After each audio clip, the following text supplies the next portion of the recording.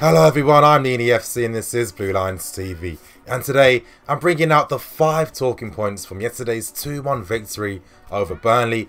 You guys know the deal. Hit that like button, help me get more than 500 likes for this video. And thank you to everyone that actually listens to me and hits that like button, it means a lot. And you guys also press the bell notification button if you're a new subscriber or you haven't pressed it already. But anyway, you guys, get into the first point of this video, and I want to talk about whether we can use a 2-striker system. Now, in my personal opinion, the game yesterday, I felt that a lot of our attacking plays weren't really working. I mean, of course, as I did stress in the match review yesterday, I understood the context as to why Conte decided to experiment with a formation like that, because obviously he's resting a lot of players for the game on Sunday against Southampton. He wants them to be fully fresh and fully fit, and to utilise the rest of the squad, he does have to actually change the formation to fit more of those players in.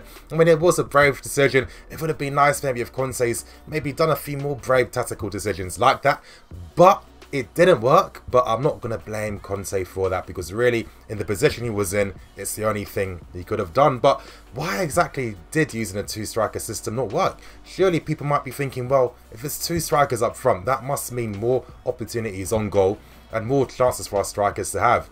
And I think the key issue was the fact that there really wasn't too much of a midfield influence and there wasn't any width at all. Now, when you played against Burnley yesterday, they did like to keep their shape. They didn't really press us at all. They wanted us to have the ball from deep positions because all they cared about was their positioning in midfield and in defence, and obviously being very compact centrally. And obviously we had the spaces and the time to play out from the back, but we couldn't really do anything with our possession because Burnley closed down all of the passing lanes. And unfortunately this meant that our wing backs were pretty isolated. You normally have either Pedro or Hazard or Willian pushing out wide to help them link up and pushing to the final third. They weren't really able to do that. So when you don't have the width coming from the wing backs, what are your options? Well, think and imagine just how congested and narrow the players. You know, you've got Giroud who's dropping deeper, you've got Morata and Pedro playing further up, and then you've got Kante and Bakayoko. That's a very narrow midfield, and on top of that, Burnley are packed centrally as well.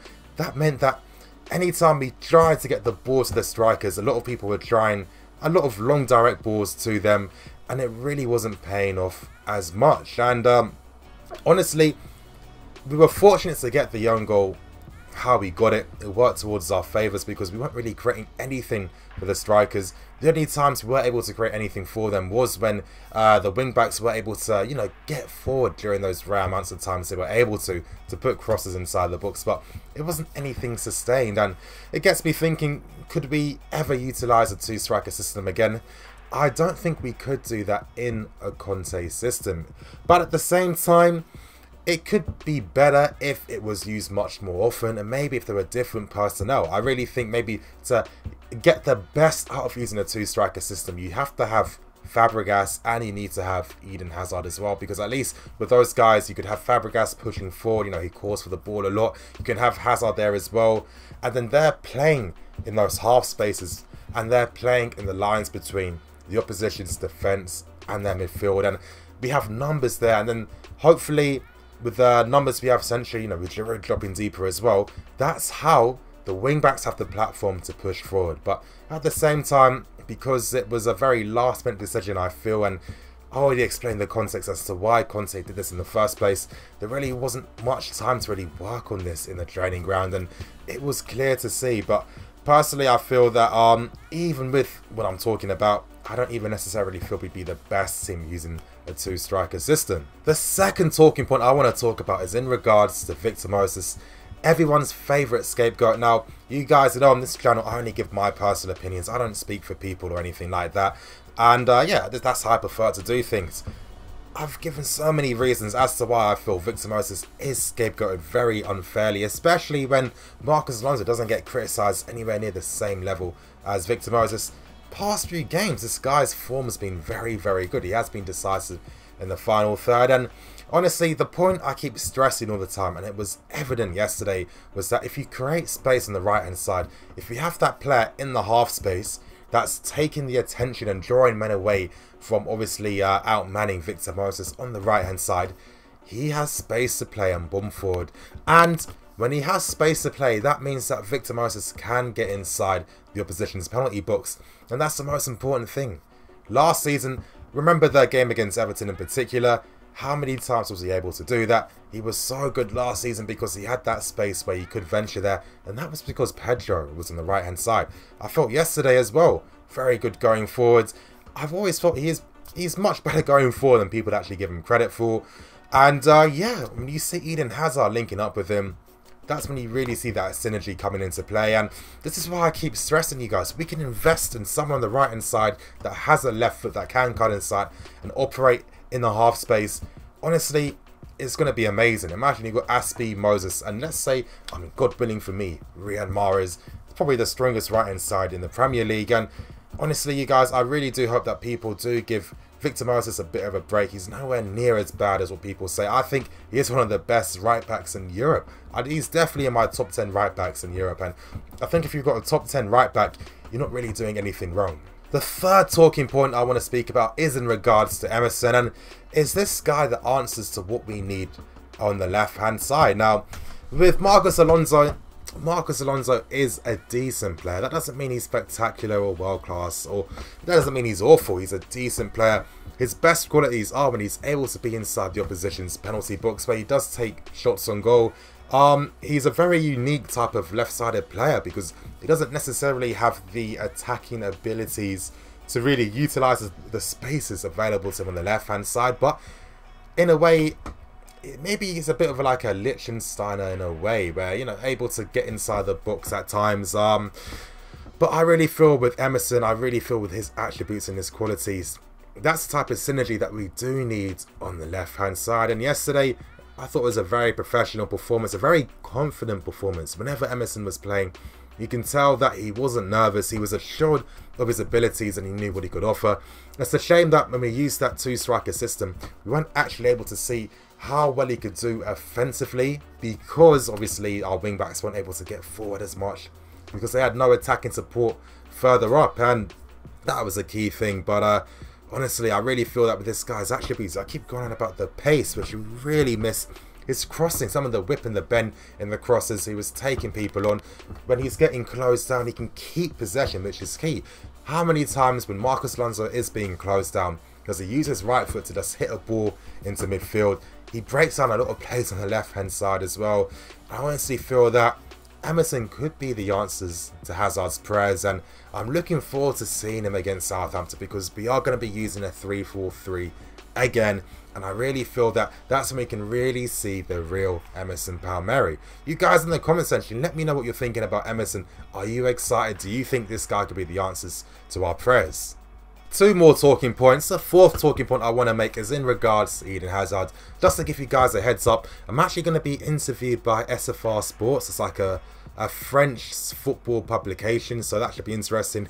It's going to be funny because the guy's going to be coming to my house to film me, and I'm actually going to be speaking about Eden Hazard. Basically the concept of this show is they want to have one guy who sees Hazard in a positive light, and they want to have a skeptic of Eden Hazard's. And honestly, for me, I don't imagine this show to be very long. I can't imagine too many arguments against Eden Hazard.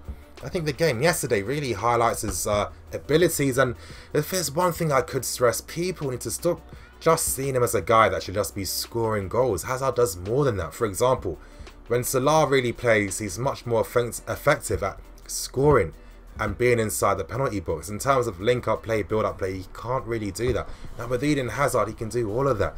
The minute he came on, yes, I do know we did switch to a 3-4-3, which did help in terms of obviously the synergy with our attacking plays and build-ups, but at the same time, the way he was demanding the ball, he became that passing outlet in the final third. We were able to keep the ball effectively in the final third. Everyone that does play in the final third had that support in Eden Hazard where they could play with him.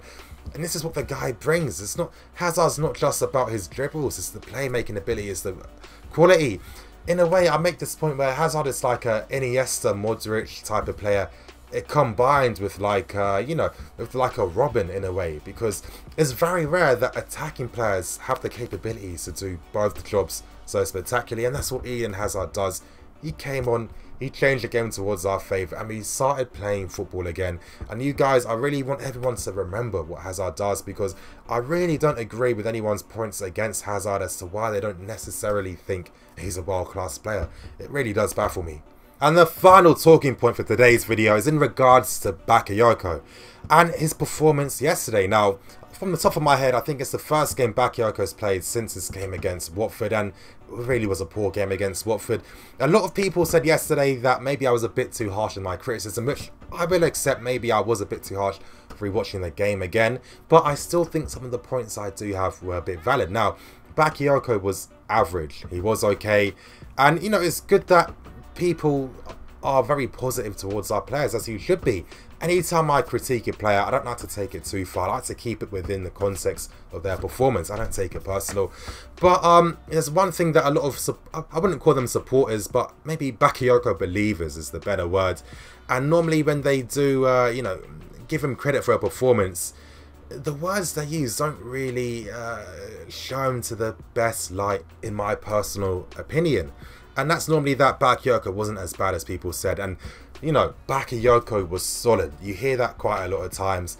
And for me, in my opinion, yes, I do know I've given so many, I've given the context as to why Bakayoko is having the season he's having. I've done that before we signed the guy. I can't keep repeating that point anymore.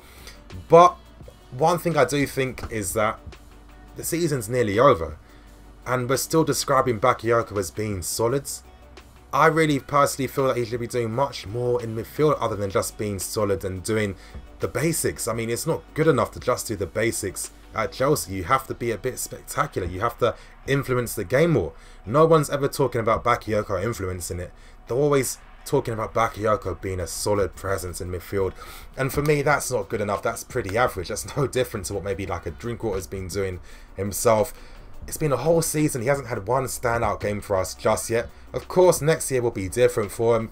You guys know my thoughts and opinions on Bakayoko. I feel that he'll never be a world-class player. He's just a decent player. I'm not too sure about him still, in my personal opinion. I think by now we should have seen some of his personal qualities coming out before the season's closing, and we still aren't seeing it, so that does give me something to worry about, in my personal opinion. But in the comment section below, what do you guys think about Bakayoko? Do you think I'm being a bit too harsh? Do you agree with the points I've been making about his performance yesterday? Let me know in the comment section. I'd love to hear your thoughts and opinions. But anyway, you guys, that's going to end today's video. You know what to do. Hit that like button. It'll help me get more than 500 likes for this video. Press the bell notification button to stay tuned to all things Blue Line TV. At 9 PM UK time will be the Q&A live stream. So if you want to participate in that, it's going to be at 9 PM tonight. So I'll see you guys for that. I'm Nini FC. This is Blue Line TV. Signing up.